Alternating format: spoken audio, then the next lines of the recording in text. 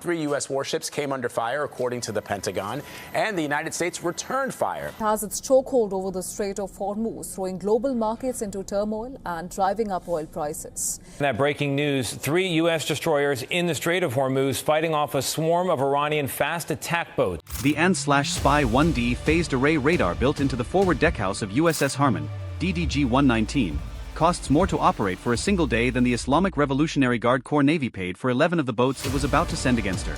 The ship herself, an Arleigh Burke-class Flight 3 guided missile destroyer commissioned in 2023, represents $2.2 billion of American shipbuilding, a floating command center, a missile battery, a submarine hunter, and an anti-air defense node rolled into one 9,200-ton hull capable of making 30 knots in open water. She was on a freedom of navigation transit through the Strait of Hormuz, 21 nautical miles across at its narrowest point, with 20 million barrels of oil moving through that same water every single day. She was, by every definition, a high-value target in the most contested 21 miles on Earth. The threat came from the northeast. Not from a frigate. Not from a missile battery. From boats. 11 Islamic Revolutionary Guard Corps fast attack craft departed Bandar Abbas Naval Base at 0440 local time on a Tuesday morning, 40 minutes before first light. The lead elements were Blade Runner-type Seraj-class speedboats, reverse-engineered from a British offshore racing hull, capable of 65 knots across flat water, armed with 107mm rocket pods forward and 12.7mm heavy machine guns aft. Each one cost, by conservative open-source estimates, somewhere between $150,000 and $300,000. The trailing elements were older Bagamar pattern craft, fiberglass hulls, 2 outboard motors, a recoilless rifle bolted to the bow, and a crew of 3 or 4 men who had been told the geometry of this strait was in their favor. They were right about the geometry. They were wrong about almost everything else. The plan was genuinely clever. That is the first thing that must be said about it. The YARGC doctrine for small boat warfare in confined water is not improvised. It has been studied, wargamed, and published in defense journals on 4 continents. The concept is compression. At 21 nautical miles, a destroyer moving at 20 knots through the transit lane has almost no lateral room to accelerate away. She cannot sprint into open ocean. She must keep threading a needle while fast attack craft, converging from multiple bearings, reduce the engagement geometry to distances where a modern warship's long-range sensors become less relevant than a man with a rocket-propelled grenade and a closing speed advantage. The plan built on a single load-bearing assumption, that Harman would not have an air asset airborne in time to break the outer envelope of the swarm before it achieved optimal firing range. The swarm launched in 3 staggered waves from different compass points. 6 boats from the northeast at 0440, 3 boats from the east at 0447, 2 boats from the south-southeast at 0451. 11 boats. 11 different radar tracks arriving from 3 different quadrants. The expectation was that a ship's combat systems team, already managing a transit with a commercial shipping density of roughly 95 vessels in the surrounding water, would require minutes to sort legitimate threats from background traffic. Minutes were all the IRGC needed. At 65 knots, a Seraj covers 1.1 nautical miles per minute. At 0440, the leading wave started from 14 nautical miles out. The math gives Harman roughly 12 minutes before the first boats enter RPG range. What the IRGC planning cell did not know was that USS Harman had launched an MH-60R Seahawk, call sign Cutlass 71, 17 minutes before the first boat cleared the Bandar Abbas breakwater. The helicopter lifted at 0423, not because anyone had detected the threat. The thermal silhouettes of 11 small fiberglass boats against a coastline are not a clean radar contact at that range, but because the ship's commanding officer had established a continuous rotary wing patrol posture at the start of the transit, standing orders from 5th Fleet, Standard Operating Procedure Romeo 7. The MH-60R is a $43 million naval helicopter with Enfleur systems and AS-44C forward-looking infrared turret that can read a boat's engine heat at 5 nautical miles in total darkness. Cutlass 71 had already completed 1 racetrack pattern over the northern approach corridor and was beginning a second when 11 engine signatures lit up her sensor display at 0441. The pilot called it in before the sensor operator finished the count. Aboard USS Harman, the tactical action officer, Lieutenant Commander Elena Reyes, had the contact picture on her screen within 40 seconds of Cutlass 71's initial call. 11 tracks. 3 bearing groups. Fast. Converging. She picked up the intercom to combat before the last track finished populating. Captain, TAO. I have 11 high-speed contacts, bearing 047 through 172, speed 50+ knots, converging. Cutlass confirms positive FLIR on all tracks. Request weapons free, non-permissive ROE. The commanding officer, Commander David Osei, had been standing behind her for 30 seconds before she spoke. He had slept 4 hours that night. He had been expecting this since 0400 for reasons he could not fully articulate and had not written down. Set condition zebra. All ahead full. Weapons free per standing ROE. He paused. Get Cutlass their release. Cutlass 7-1 carried 4 AGM-114 R Hellfire 2 missiles on its portside launcher. The Hellfire Romeo, the letter R designating the most current production variant, is a Mach 1.3 missile with an 8,000-meter effective range and an 18-pound shaped charge warhead. From launch to impact at maximum range, elapsed time is roughly 17 seconds.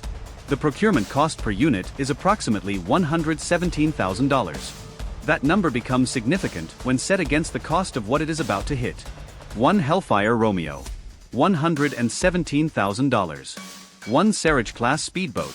$200,000, conservative estimate. The math produces a conclusion that the United States Navy's Acquisition Office would prefer not to be the centerpiece of a cost-effectiveness discussion. The missile costs less than the boat it destroys. The economics of proximity work in stranger directions when you consider what those boats were targeting.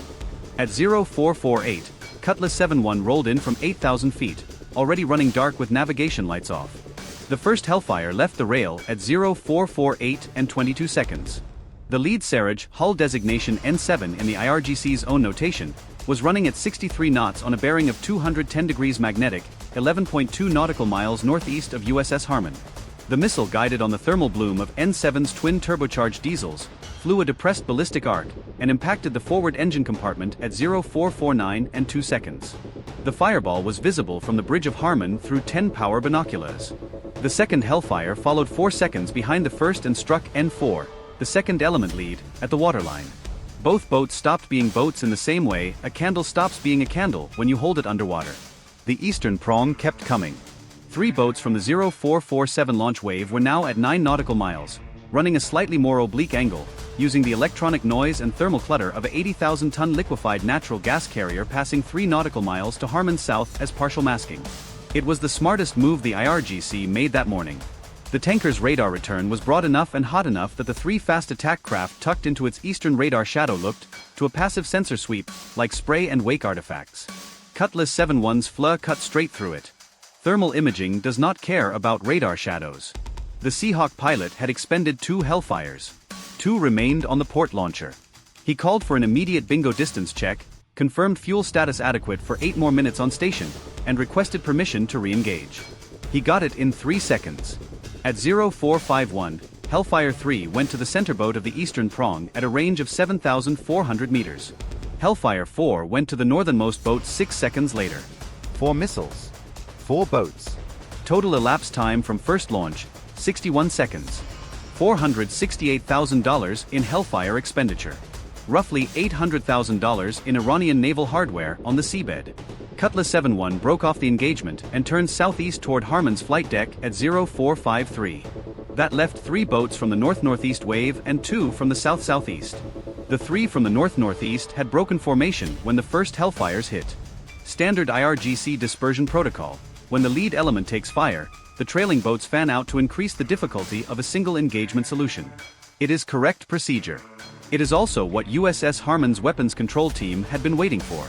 The -38 Malawian Quachas Mod 3 machine gun system, a 25mm remotely operated cannon on the ship's port and starboard sponsons, has an effective range of 2,500 yards. At 0455, the 3 dispersing boats from the north-northeast were between 2,100 and 2,800 yards off the port bow, which put 2 of them inside the Mk-38 certified engagement envelope. The gun is operated from a joystick console inside combat by a gunner's mate who had been tracking those specific 3 boats since 0450. He fired the port -38 Malawian Quachas in a 5-second burst at the closer target. At 180 rounds per minute, that is 15 rounds of 25mm armor-piercing ammunition into a fiberglass hull moving at 48 knots. The boat did not slow down. It came apart. The second -38 Malawian Quachas engagement, starboard gun, went after the trailing Bagamar from the south-southeast wave, which had closed to 1,900 yards without being engaged because the combat team's attention was north. It was the closest any IRGC vessel got to USS Harmon that morning. 600 yards closer, and the recoilless rifle mounted on its bow would have been within its own practical firing range. 1,400 feet. The -38 Malawian kwaches solved that problem in 3 seconds. At exactly 0457, Commander Osei ordered all ahead standard and resumed transit heading. The engagement was not over. The third boat from the north-northeast wave, the one that had run fastest to the outside of the dispersion fan, had turned north at 0454 when the first -38 Malawian kwaches fired. It was now running a withdrawal at 61 knots, heading toward Iranian coastal water. The final boat from the south-southeast wave had pulled its own turn east at 0453, the moment its wingman disappeared in a burst of 25mm fire. 2 boats running. Both crews alive.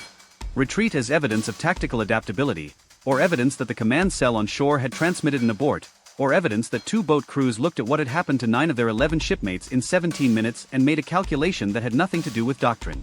The record does not specify which.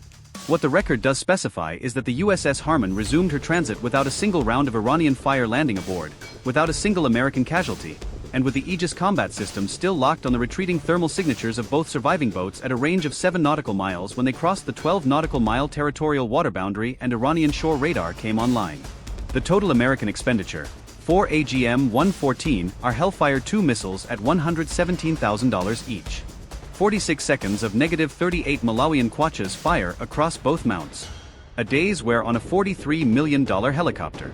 Call it $600,000 in consumables to protect a $2.2 billion warship from 11 boats whose total combined procurement value was somewhere south of $2.5 million. The absurd number is not the Hellfire. The absurd number is what comes next. 19 million barrels of oil transit the Strait of Hormuz every 24 hours. At $70 per barrel, conservative, using 2025 average Brent crude, that is $1.33 billion of oil moving through the same 21 nautical miles every single day. If a swarm of fast attack craft had successfully disabled or sunk a destroyer in the transit lane, the International Maritime Organization's closure protocol would have halted or rerouted traffic through that strait while salvage operations and force repositioning occurred. Academic estimates for the daily economic impact of a Hormuz disruption range from $1 to $3 billion per day, globally, in oil price shock alone. The IRGC sent $2.5 million worth of boats at a $2.2 billion ship guarding a $1.33 billion per day shipping corridor and lost 9 of 11 boats in 17 minutes. The plan was clever. The assumption was not. The assumption was that Harman would be alone in the electromagnetic and physical sense. No eyes already in the air, no prepositioned rotary wing asset already flying the approach corridor, no commanding officer who had started his transit with a standing patrol posture driven by a threat assessment he had written himself 2 weeks earlier in Bahrain. Commander Osei had read every open-source analysis of IRGC swarm doctrine published in the preceding 18 months. He had noted specifically that the doctrine's effectiveness against a prepared adversary collapses when the outer envelope of the swarm is engaged before the lead boats achieve visual range. He had launched Cutlass 7-1 accordingly. The IRGC had not planned for the helicopter being already there, because the IRGC's surveillance of Harman's pre-transit activity had observed no helicopter launch from her flight deck in the 90 minutes before she entered the strait. What IRGC surveillance had not seen, because the launch occurred behind the visual horizon created by the curvature of the Earth and the intervening mass of Keshim Island, was that Cutlass 7-1 had lifted from the flight deck 140 nautical miles southwest, refueled at a forward arming and refueling point in the UAE, and rejoined Harman via a low-altitude approach from the south at 0419, 4 minutes before the boat crews at Bandar Abbas were boarding their hulls. The Strait of Hormuz is 21 nautical miles wide. It is also 190 feet deep in the shipping lanes, which means there is nowhere for 9 fast attack craft to go except down. By 0730, USS Harman had cleared the strait and entered the Gulf of Oman. Cutlass 7-1 was refueling on the flight deck. In the Combat Information Center, Lieutenant Commander Reyes was updating the engagement log. The Aegis display showed clear water in all quadrants out to 200 nautical miles. The SBY-1D radar, which had been tracking commercial traffic, military traffic, and 2 retreating speedboats simultaneously for the last 40 minutes, continued its rotation without comment. It is a machine.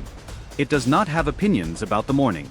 Somewhere in the Iranian littoral zone, 2 boat crews were explaining to their chain of command what had happened to the other 9. That conversation is not in the public record. But the IRGC has been studying fast attack doctrine since the 1980s, and anyone in that chain of command who understood the doctrine understood exactly what had happened. An adversary had read the doctrine, identified the single assumption on which it depended, and removed that assumption before the strait opened. The boats were always going to be outgunned. The plan required them to be close enough that it didn't matter. They never got close enough. $200,000 a boat. 9 boats. One helicopter launched an hour before dawn from behind an island, at a refueling stop nobody saw, by a commanding officer who had read the right journals. That is the entire story. The rest is just water. If you enjoyed this video, check out our other video on the US Navy's most dangerous choke point operations. Bye for now.